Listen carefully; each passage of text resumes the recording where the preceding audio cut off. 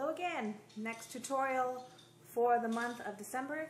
This is something I'm making for my son. I'm going to make him, and I'll show you a picture in a second, these knight armor looking hoodies. But I'm going to show you today how I'm going to go about doing mine. So let me just go over some of the materials which I think are the most important. Okay, sorry, I had to go get something. So back at it. Okay, so you're going to need a sewing machine, obviously, to do this.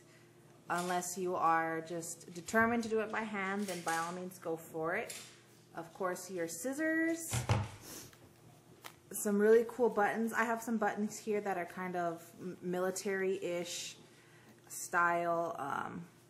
They have like the crests on them. So this is what I'm going to use for the little, like for the hood where that thing comes down and it covers their face. This is going to be like the hinge. I'm going to have it for the hood on the part, and then this part where my hand is like the little thing that goes up and down over your face. So these will act as a hinge within a buttonhole. So that's what I'm going to do here. Now, I chose to do it in this heather gray. So I got two different types of fabric. Now they're a little off, but that doesn't bother me too much just because it's, I don't know, it'll work for me. So you want to get a sweatshirt material, which they do sell. I got all my stuff at Joann's, which is, you know, where I shop all the time anyways. So I got this. As you can see, it's not really stretchy. It is, you know, a sweatshirt material, and on the inside here is really, really soft and like fleece-like. So this is perfect. This will be, I bought 2.5 yards of this. My son is 9 years old, but he's about an adult, small medium. So I got 2.5 yards of this, and I'm going to be using this for the whole outfit. And then I also got some regular jersey, just regular, this one is stretchy in this one, and this will be for all the little decorative parts that are like the armor, like some of the little decorative things on the shoulders and the elbows. So I'll just kind of like interchange from this and this for the decorative pieces, but this will be for the whole outfit. This will make up the whole thing. And then for the soft spongy like shoulder pads and other armored areas, I'm going to use this foam stabilizer. As you can see, it is foam. You have to sew it on. It's not an iron-on. So this is called Flex Foam Sew-In Soft Foam Stabilizer. I'll read a little bit of what it says here. Pelon Flex Foam is a lightweight stabilizer consisting of a layer of foam sandwiched between two layers of soft fabric. It is excellent for use in crafts, accessories, and home decor products for an elegant finished look. So here it kind of doesn't really mention apparel, but on the bolt that I got this off of, it did say you could wash it like cool water wash, no iron, low tumble, which, you know, it doesn't bother me because I'm in charge of doing the laundry here anyway, so I'm not paranoid that someone's going to throw it in a hot wash and mess it up. Plus, you want to kind of treat it, you know, as a delicate fabric anyways, because you don't want your shoulder pads and all that stuff getting crushed and folded out of place and, you know, all that stuff. So that's that. Then, if you remember, if you've watched my show enough tutorials, this is the same heavyweight interfacing that I use. So this is what I want to use for the part that comes down on the hood. Those two parts, because there's two of them. I thought this would be the best just because it's so stiff, and I just, you know, these are just my choices. I mean, you could still use the foam stabilizer, but I really think this will work good with the hood. So now what are we going to do for a pattern? Let me take all this crap off. Like I said, my son is like a small medium.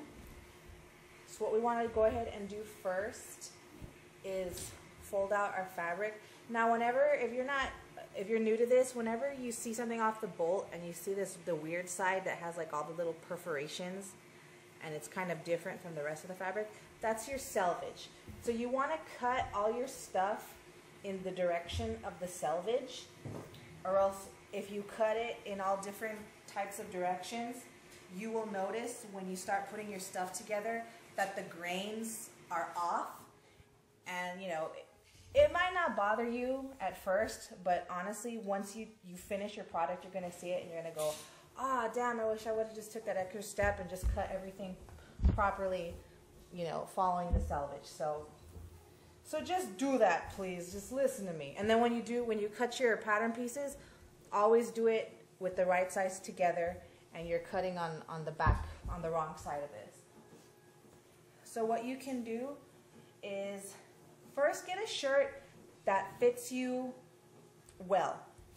This is, I believe it's an adult large, so you don't have to get too fancy on your, you know, on this. Now I know how to make my own sleeves. I mean, I can draft everything by hand.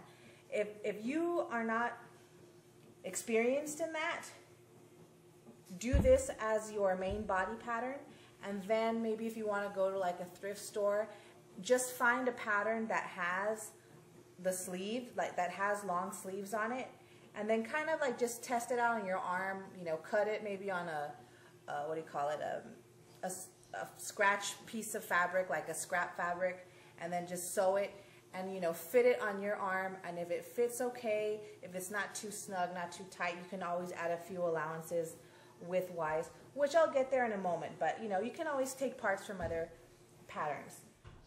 But for this main part right here, let's go ahead and also be mindful of the shoulders.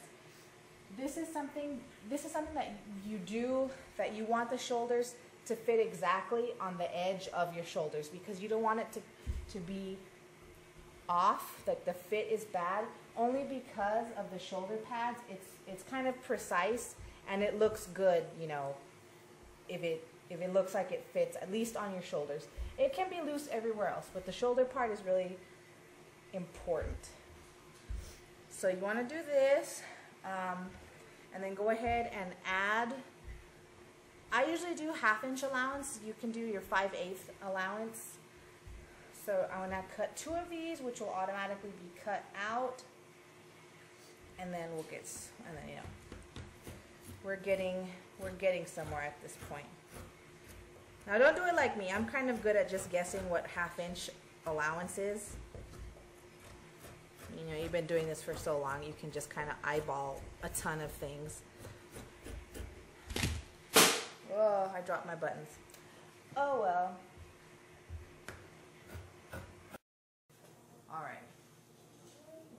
You may or may not have a mannequin, but that's okay, because if you have a partner or someone that can wear this, or even you can do it, you'll just have to kind of do this in the mirror and maybe pin it to your shirt.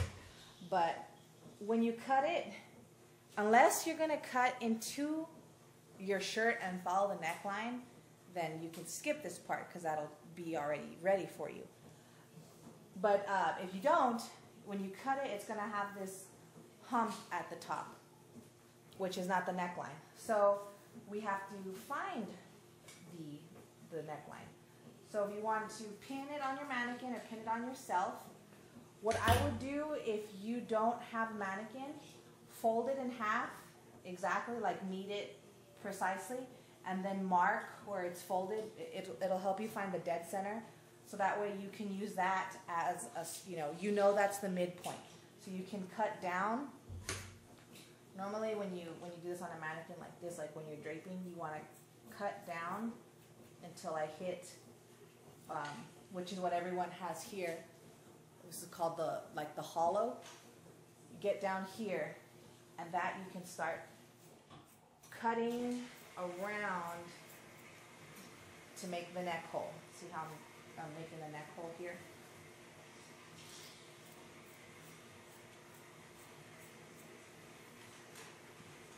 Okay, so this is This is not the final neck hole. This is just like the starting point to get a neck hole in there. But you want to come down a little more. So this is like, you know, it's all like shaping. So I think I should come down to maybe, and I'll say about right here. And then I'll just trim it all around, and this will be the front neck hole. All right. Boom, there you go. That's the front. Now the back, always in t-shirts, the front dips more in the back, traditionally. Of course, there's different designs where these rules don't apply, but not for this hoodie. This is my back piece. This is my back piece. Same thing. If you do not have a mannequin, fold it in half, find your dead center. You can even kind of clip a little thing in there. Not too low, because the back is higher than the front in the neckline. Okay? So I'm gonna meet my little piece right there and pin it. You'll want to, if you have a mannequin or if on yourself, if you notice, you'll want to raise it so that way it does go past the inside of the shoulders a little bit, because, I mean, yeah, you're going to have to, so hold on.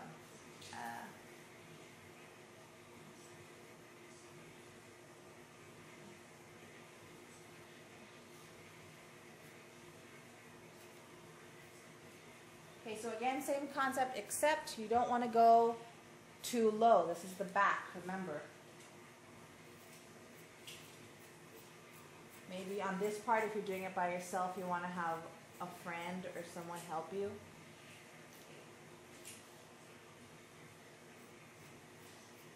So just meeting where everyone, if you put your neck down, everyone has a ball on the back of their neck. So that'll kind of be your guiding point if you're doing this by yourself on your own body. But if you're doing this on a mannequin, you can kind of eyeball, if you're okay at eyeballing stuff, eyeballing where it should lie. Just gotta straighten that out a little bit. So yeah, so this would be technically where the ball of the back of the neck would be. So now that I have my front and back parts, we're going to do something different. We cannot sew them. Do not sew them just yet, because there's all this crap that you got to put on the front before you start sewing them up. Okay, so for the version I found online that I wanted to do for my son, it has like a double thing, like 2 parts, which I'll show you again right now in the picture. There's 2 parts.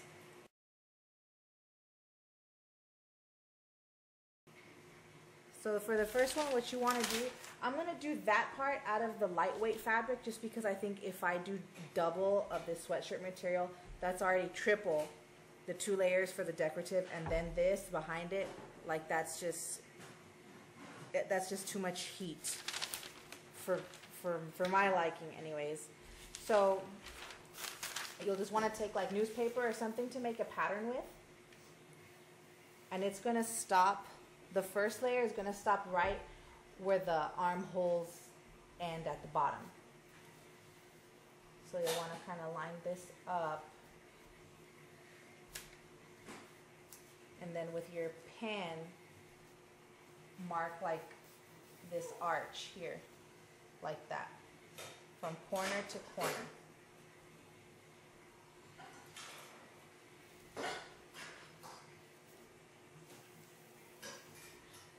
So this arch will be from here to here, and then you want to cut it out. Let's cut it out first with your paper scissors.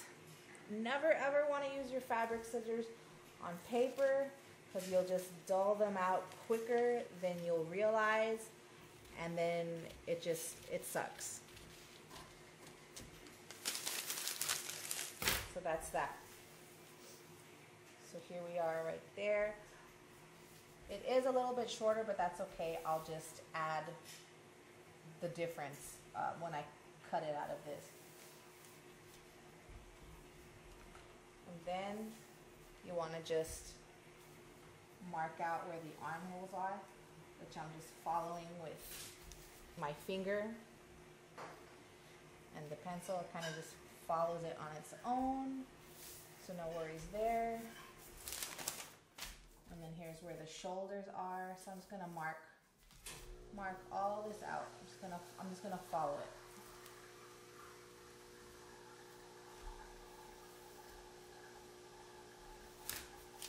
And then you'll cut this out.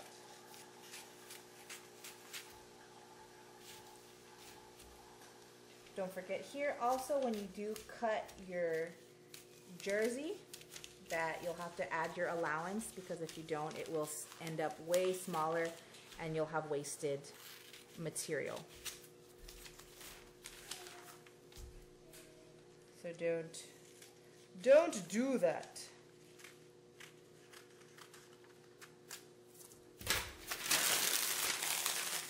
So now that we have our piece, if this annoys you, if it's like folds down, this is annoying you, you can always like go over it with a warm iron and it'll press the wrinkles right out, so that way your pattern lies flat.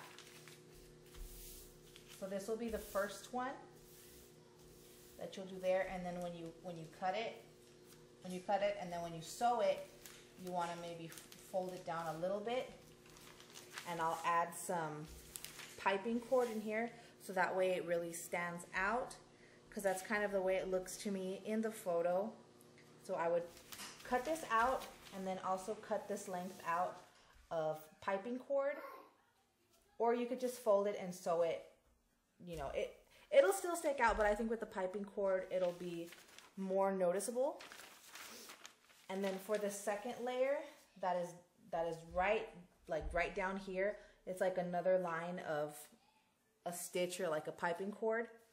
You can copy this part right here, just this section, like you want to copy it and then just cut it out, so that way you have another one to go down here. You don't want to cut out a whole nother thing of this that's just longer. That's just crazy. You can just layer it under this one. So I'm going to cut one of these, the length in piping cord, and then another one of this, probably about, if you copy this on another sheet of paper and cut it about halfway, then you can sandwich it underneath and then do the piping cord again for this part. And then you should be ready at this point.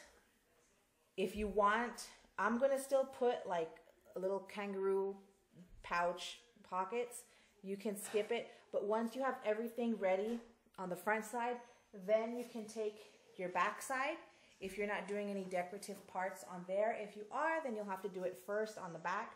Then you can lie them right sides together and then go ahead and sew them on the sides and at the shoulders. So onto this part, you don't have to do the double fold because you're only cutting one of this large one.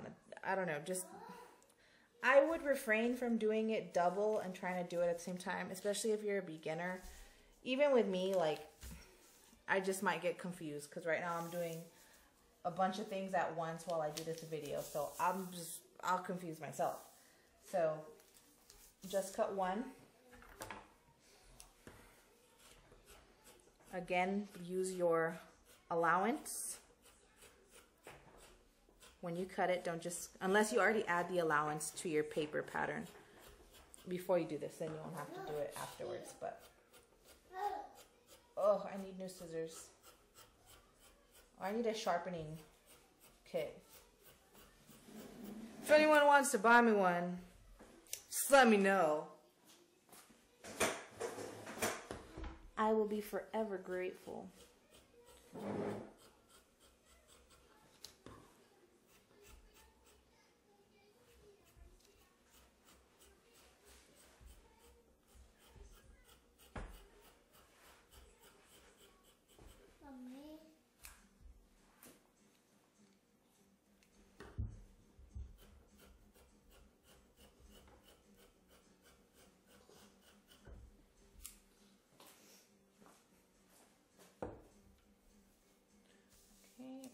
lastly, for down here, since you're going to put the piping cord, I would say put at least an inch allowance. So that way you have just enough to wrap around it and you're not too short coming up. So cut that, put your scraps to the side. Then we're going to cut out the other piece that goes under this. Now for the other side, you can still use the same pattern, but like I said, you don't have to use the whole thing. So you can just like cut it in half, fold it down like how I'm doing it. And then you just cut out another piece, and then we'll go over the cord, which I really hope I have, because I remember seeing some, and if I don't, I'm like gonna throw everyone off on this tutorial. So just say a little prayer for me right now before I go back in my studio. And if you're wondering, why aren't you sewing in that studio? Why are you doing this in your kitchen? Well, I haven't sewn in a good while, like really sewn where I have to use all my tables and stuff. So for my last two projects, it is just a huge mess, and my tables are not clear. They're full of crap. As you saw when I did my CJ7, I did it on my kitchen table as well. So I really need to clean up my studio space because it is just a nightmare.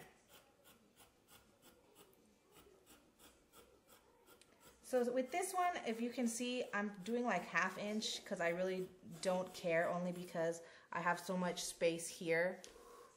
I mean, I can just fold up this bottom part and it'll still fit, because I'm just trying to tuck this second piece under the first piece. So I'm not too worried about that.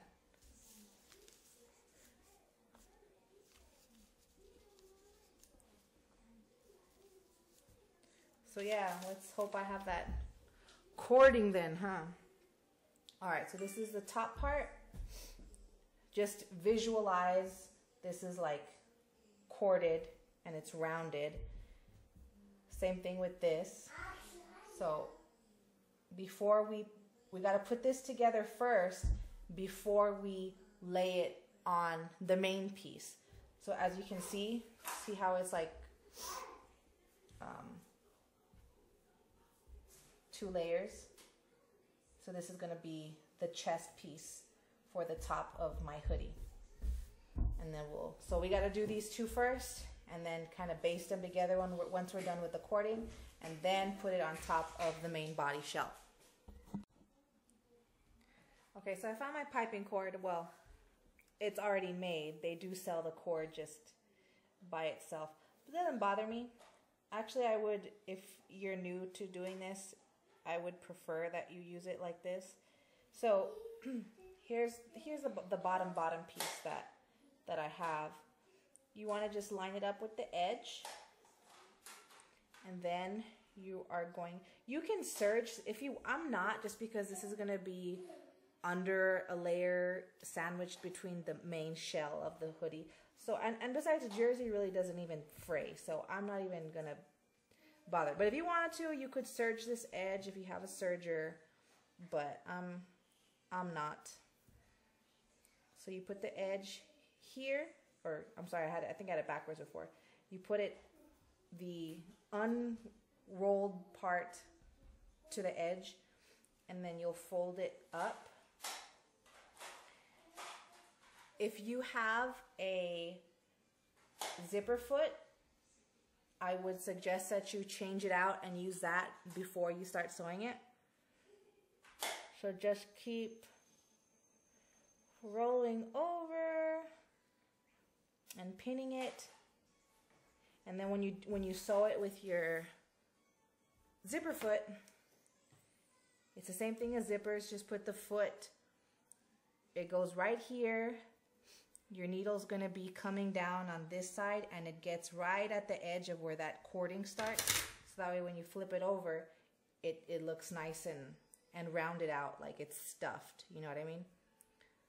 So I'm just gonna continue folding all this and pinning it. I'm gonna do this for both of my layers, and then I'm going to baste them together at the sides, and then I will have it at that point ready to sew onto the sides of the main shell of the hoodie.